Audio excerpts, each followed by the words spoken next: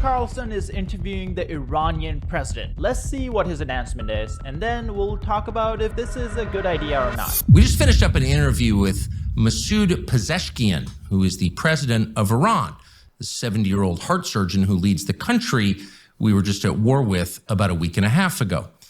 We know we'll be criticized for Technically, war's not over until there's a nuclear deal. They don't have a ceasefire with US. for doing this interview. Why did we do it anyway? Well, we did it because we were just at war with Iran 10 days ago and maybe again.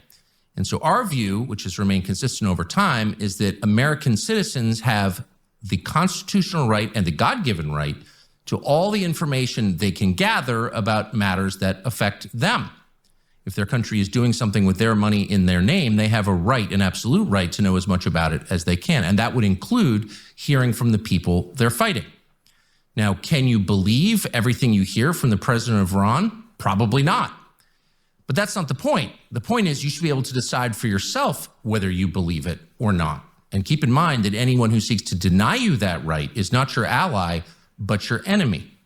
By the way, we have also put in, for the third time in the last several months, an interview request with the Prime Minister of Israel, Benjamin Netanyahu, and we hope he accepts that. The interview is limited by a couple of factors. One, it was done by remote through a translator. That's always awkward. For another, I don't speak Persian. And there are all kinds of questions that I didn't ask the president of Iran, particularly questions to which I knew I could not get an honest answer, such as, was your nuclear program totally disabled by the bombing campaign by the US government a week and a half ago? There's no chance he's going to answer that question honestly. I didn't bother to ask it. The answer, in fact, from an American perspective, even from the CIA's perspective, is unknowable. So we dispense with those, and I asked him very simple questions, such as, what is your goal? I mean, so recently Iran just poured concrete or sand down the ventilation shaft. I think that tells us a little bit about what happened to the tunnels that were built for the nuclear program.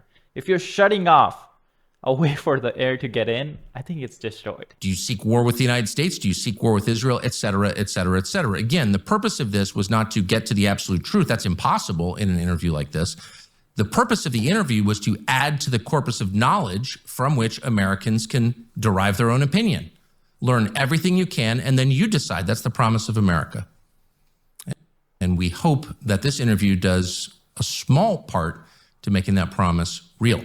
This interview will be up as soon as we have done editing it, as noted, and that should be in a day or two. Now, a lot of people are mad. They're comparing it to like Tucker Carlson interviewing Hitler. But then again, internet has a habit of comparing a lot of things to Hitler. So personally speaking, I don't think the interview itself is problematic. We should try to listen to as many people, because if we just censor just interviewing someone who we don't agree with, that would be like similar to what Iran is doing. They are censoring pretty much any dissenting voices, right?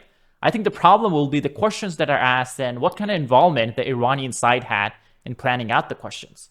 Because we can just imagine, we know Tucker Carlson interviewed Putin.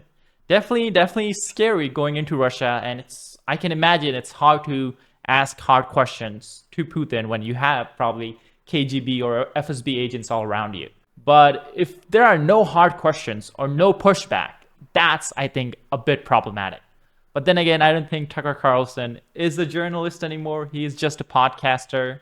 Maybe there's not going to be any pushback. We'll watch the interview, we'll find out, but I don't think interview itself is a problem. We should be trying to talk to as many people as we can. That's a good thing. I think the problem will be what type of questions are asked and what type of answers are accepted. And when I say accepted, I also mean accepted without any pushback.